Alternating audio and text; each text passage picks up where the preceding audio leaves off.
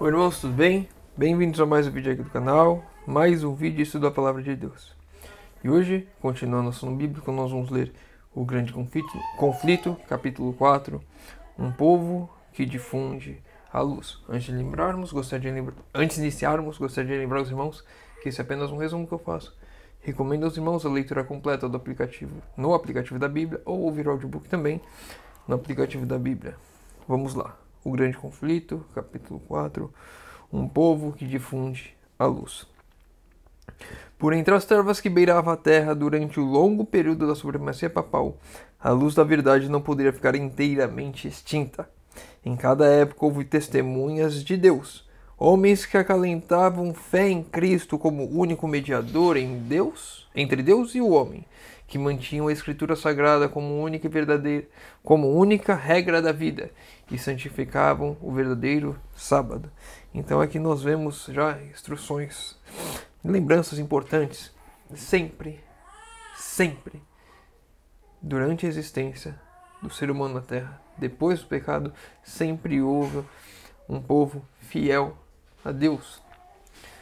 Nós vemos desde Gênesis, quando Abel, que era fiel, foi assassinado por Caim, posteriormente veio Sete, depois nós vemos Enoque, Noé, Sem, Abraão, Isaac, Jacó, Moisés, enfim.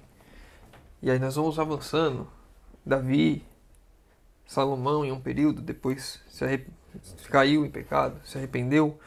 Nós vemos Asa, nós vemos Ezequias, Josias, Josafá. Nós temos os profetas, Daniel, Oséias, enfim.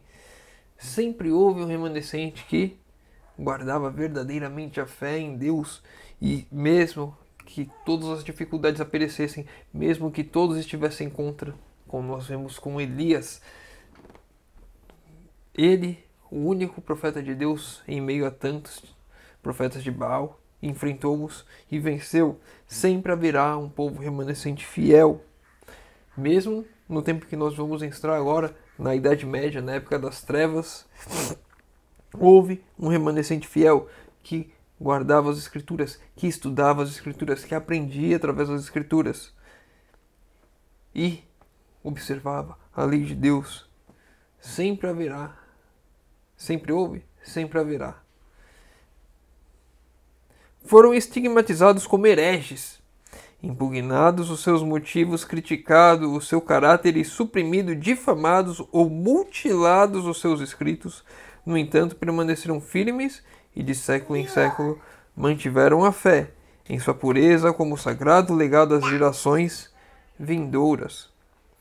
E não importa o que o mundo falava deles, chamavam de hereges, criticavam, falavam que criticavam o caráter, ou seja, sempre havia algo contrário a eles por parte do mundo, mas mesmo assim eles permaneceram fiéis. E hoje não há coisas contra nós em relação ao mundo. O mundo não fala, é uma seita, guardam a lei dos judeus, o sábado que não é de Deus, é o sábado dos judeus.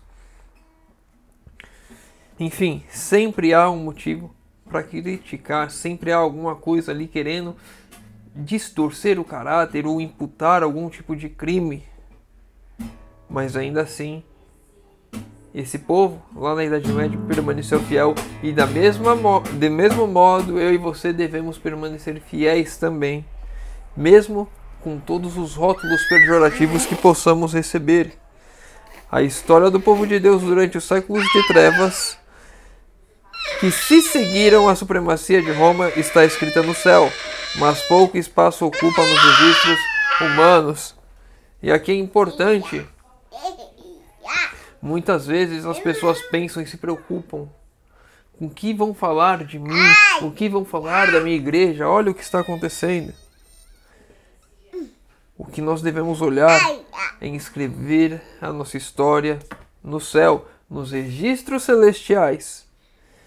Por mais que não tenhamos espaço nenhum na história humana, nos registros humanos, não na história humana, porque de fato iremos marcar como esse povo marcou, mas os registros, aquilo que as pessoas escrevem, aquilo que as pessoas contam, isso pode sim ser algo esquecido. As pessoas não darão valor porque são fiéis a Deus.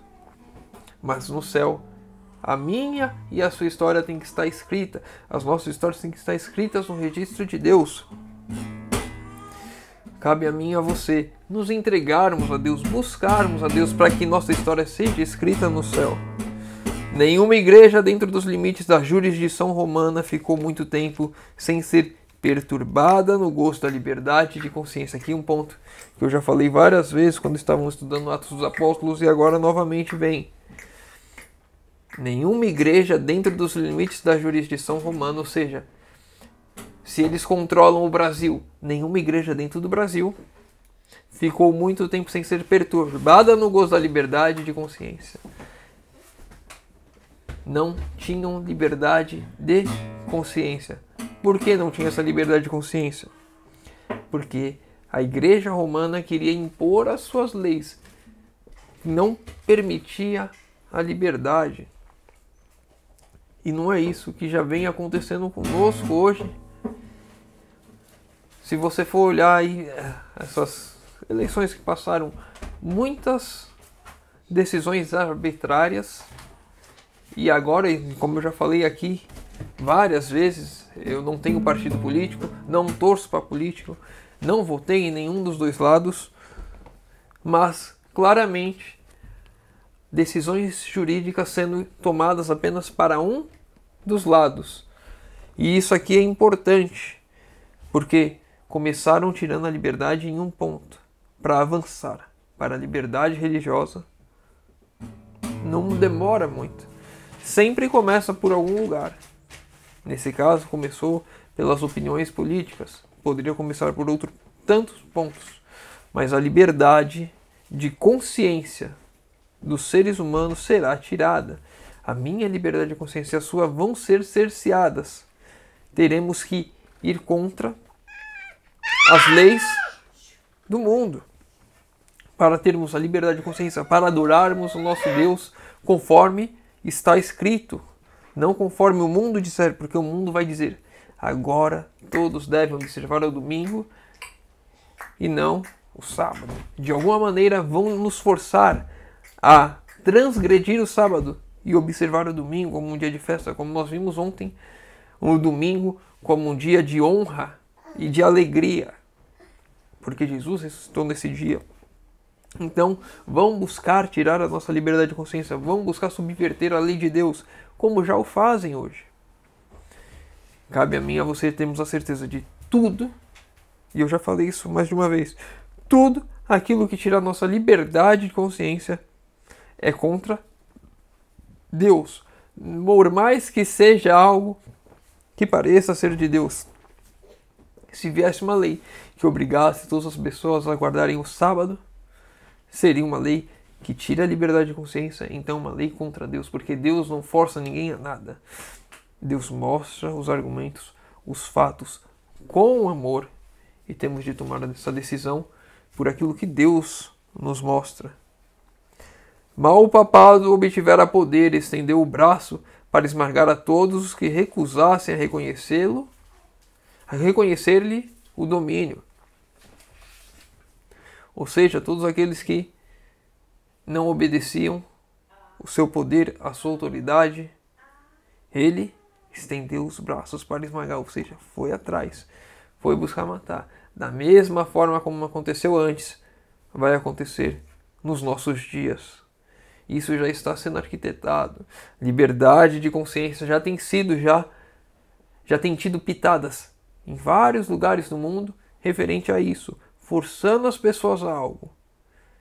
Em breve, o mesmo poder romano, poder papal, que se iniciou cerceando a liberdade de consciência lá na Idade Média, vai voltar com muito mais força nos nossos dias.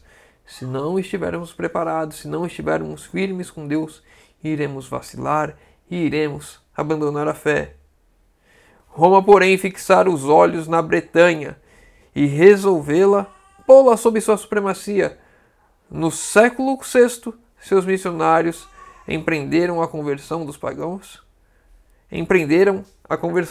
saxões. E aqui nós vemos um ponto importante. Mesmo sendo uma igreja com as ideias erradas, mesmo sendo uma igreja regida pelo próprio Satanás, ele tem os seus missionários e eles vão evangelizar. E nós, como filhos de Deus, que temos a verdade, conhecemos a verdade, se não formos missionários também, vamos ver pessoas sendo convertidas ao engano. Porque eles vão enviar os missionários. Tem muitos aqui que vieram para o Brasil lá no início do descobrimento do Brasil para evangelizar os índios aqui. Ou seja, eles sempre fizeram isso, começaram lá na Idade Média e foram continuando com esse sistema. Aqui, não sei se foi nessa época que os jesuítas surgiram para catequizar os índios, mas foi uma época muito próxima, justamente para avançar na missão, pregando e convertendo as pessoas ao erro. Se quem está errado faz isso, muitos deles sabendo que estão errados, sabendo o que estão fazendo, porque eu e você que sabemos que eles estão errados, porque eu e você que sabemos a verdade, não fazemos o mesmo, só tem uma resposta para isso. Porque não amamos as pessoas. Porque não amamos, não nos preocupamos com essas pessoas que estão em caminhos de perdição, que irão se perder se não formos lá. Eles irão trazer todos os seus argumentos para convencer as pessoas ao erro. E se eu e você não formos também, essas pessoas irão se perder de fato. E esse sangue recairá sobre a minha e a sua mão, se nós negligenciarmos aquilo que devemos fazer. O trabalho progredia e os dirigentes papais e seus conversos encontraram os cristãos primitivos. Eloquente contraste se apresentou. Os últimos eram simples, humildes e de caráter, doutrina e maneira segundo as Escrituras. Ao passo que os primeiros mantiveram a superstição, a pompa e a arrogância do papado. O emissário de Roma exigiu a essas igrejas cristãs reconhecessem a supremacia do soberano pontífice. Nós vemos aqui uma coisa importante. Primeiro, que os trabalhos progrediam desses missionários do poder papal que convertiam as pessoas ao erro. Eles continuavam avançando, eles seguiam evangelizando. E aqui um ponto importante, eloquente contraste apresentou entre os missionários de Roma e os missionários cristãos, fiéis. Esses eram simples, humildes e de caráter, doutrina e maneira segundo as Escrituras. Será que essa frase pode ser atribuída a mim e a você? Simples, humilde, de caráter e doutrina e maneiras segundo as Escrituras? Será que a nossa maneira de viver, a forma como agimos, a forma como pensamos, a forma como falamos, está de acordo com as Escrituras? Será que as pessoas conseguem ler a Bíblia através de nós? Porque nós vemos que do outro lado estava a superstição, a pompa e a arrogância. Tudo o contrário às Escrituras. Ou será... Isso aqui é importante, principalmente na questão da arrogância. É o último ponto, a arrogância do papado. Mas será que eu e você somos arrogantes por termos a verdade? Então falamos, somos o remanescente. E de fato somos, mas usamos isso como se fôssemos nos colocar como superior aos outros. Será que estamos de fato com nossas vidas de acordo com as Escrituras? Ou totalmente ao contrário? Guerra, intriga, engano foram empregados contra as testemunhas de uma fé bíblica, até que as igrejas da Bretanha foram destruídas ou obrigadas a submeter-se à autoridade do Papa. Será que estamos prontos para enfrentar guerra, intriga e engano quando isso vier contra nós? Por conta da nossa fé, uma fé bíblica, uma fé baseada nas Escrituras. Será que estamos prontos a isso? Será que aceitaremos alegres sermos destruídos? Ou vamos nos submeter à autoridade de Roma? Mas dentre os que resistiram ao cerco cada vez mais apertado do poder papal, os valdenses ocuparam posição preeminente. A falsidade e corrupção papal encontraram as mais delicadas existências na própria terra em que o Papa fixara a sede. E os valdenses, que têm esse destaque dentro desse período, porque eles estavam em Roma, eles estavam ali próximo ao papado. E mesmo assim, se mantiveram firmes em pregar a verdade, em traduzir as escrituras. Eles tinham a Bíblia em seu próprio idioma. Eles ensinavam isso aos seus filhos desde pequeno. Tem tanta coisa dos valdenses, deixa eu ver se eu vou ler esses 3 parágrafos e depois eu já encerro. Depois de lutas inúteis contra a tirania, os dirigentes dessas igrejas reconheceram relutantemente a supremacia do poder a que o mundo todo parecia render homenagem. Alguns houve, entretanto, que se recusaram a ceder à autoridade do Papa ou do prelado e estavam decididos a manter sua fidelidade a Deus e preservar a pureza e simplicidade de fé. Houve separação. Os que se apegaram à antiga fé retiraram-se, alguns abandonando os Alpes nativos, avançaram a bandeira da verdade em terras estrangeiras, outros se retraíram para os vales afastados e fortalezas das montanhas, e ali preservavam a liberdade do culto a Deus. Aqueles que foram perseguidos, que não aceitavam se submeter ao engano, ou abandonaram seu país, ou começaram a viver isolados. Será que eu e você estamos com a nossa fé firmes ao ponto de abandonarmos os nossos lares para permanecer na mesma fé pura, a mesma fé apostólica? A lei de Deus foi lançada ao pó, enquanto se exaltava tradições e costumes dos homens. As igrejas que estavam sob o governo do papado foram logo compelidas a honrar o domingo como dia santo. No meio do erro e superstições que prevaleciam, muitos mesmo dentre o verdadeiro povo de Deus ficaram tão desorientados que, ao mesmo tempo em que observavam o sábado, abstinham-se do trabalho também no domingo. Isso, porém, não satisfazia os chefes papais. Exigiam não somente que fosse santificado o domingo, mas que o sábado fosse profanado. E com a mais violenta linguagem denunciavam os que ousavam honrá-lo. E aqui está um ponto importante. Eles não queriam só que o domingo fosse guardado, que as pessoas se abstessem do trabalho no domingo, mas eles queriam que o sábado fosse profanado. Não era só uma coisa, o meu dia precisa ser. Era o meu dia precisa ser e esse outro precisa ser rejeitado. Porque se eles permitissem, não, eles estão guardando o sábado deles, mas eles estão respeitando o nosso domingo. Então, eles entendiam que assim poderia ser, mas não. A igreja que estava pregando engano queria que o sábado fosse profanado, queria que a lei de Deus fosse profanada.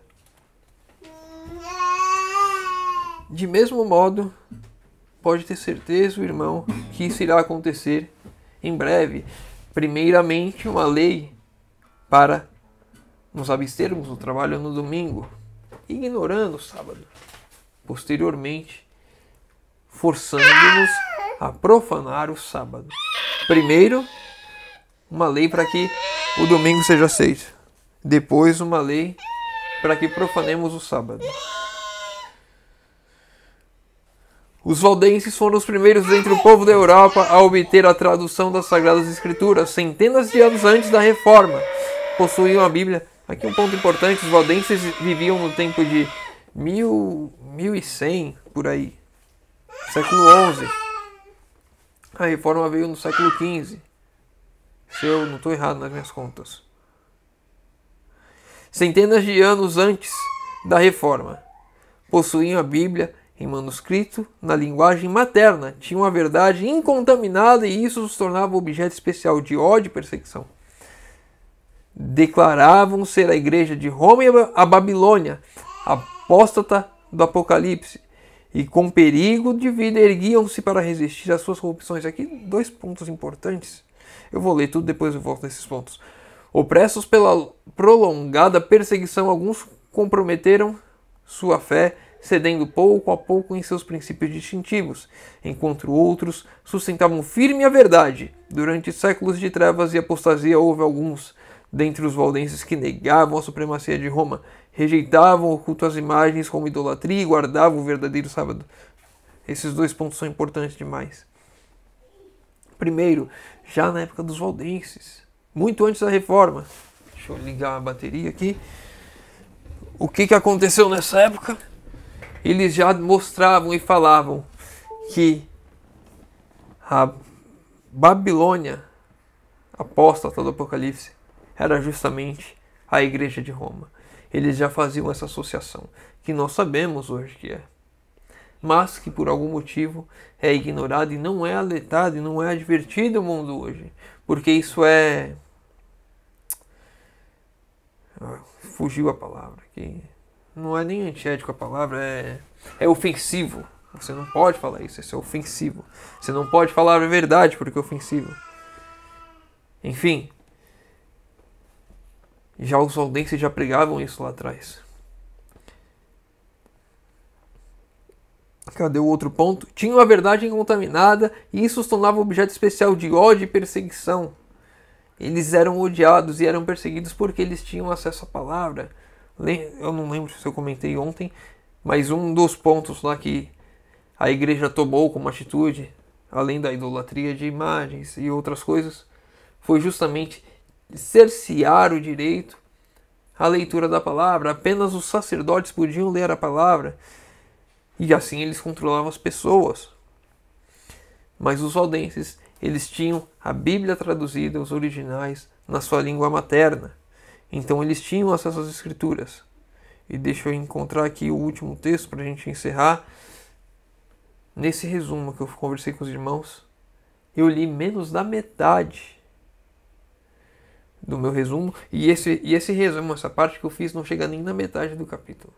Então, novamente, ficar aquele aviso aos irmãos, aquele alerta, a importância de lermos o capítulo completo no aplicativo da Bíblia ou qualquer outra plataforma. Vamos lá, o último texto. Os jovens assim enviados estavam expostos à tentação, testemunhavam o vício, defrontavam-se com os astúcios agentes de Satanás. Os jovens valdenses, eles iam ser missionários nas universidades, nas escolas que o mundo frequentava. Eles iam levar a mensagem, eles estavam expostos ali à tentação, testemunhavam os vícios, que lhes seriam impor as mais sutis heresias e os mais perigosos enganos, mas sua educação desde a meninice fora de molde a prepará-los para tudo. Aqui 2 pontos importantes para nós. No nosso mundo nós vamos defrontar com isso. Nossos filhos vão defrontar com isso. Com os enganos, com os vícios, com a idolatria do mundo, por qualquer coisa que seja. Às vezes a pessoas, às vezes a objetos, às vezes a cultura, músicas, filmes, novelas, séries, enfim.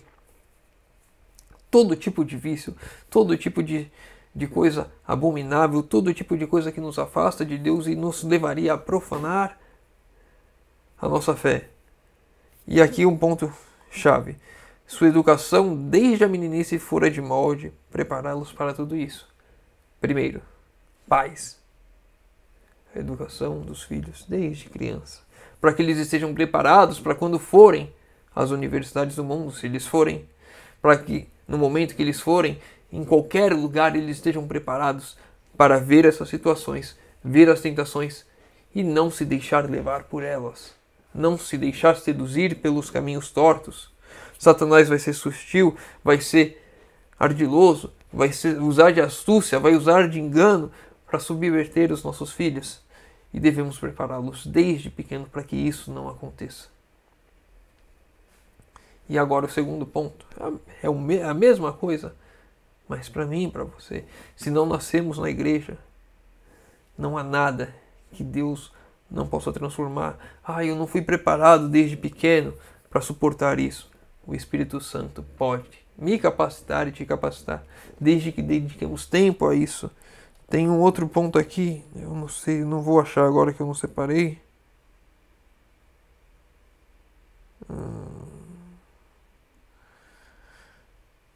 Não vou achar que eu não separei esse texto. Mas tem um outro ponto nesse mesmo capítulo que fala a importância do estudo. O estudo da palavra era a comunhão, e é a comunhão. Se eu desejo ter comunhão com Deus, eu devo estudar a palavra, eu devo buscar. Que é isso que vai me capacitar a abrir as portas do meu coração para que o Espírito Santo entre e transforme a minha vida e me prepare como se eu tivesse sido preparado desde pequeno pelos meus pais.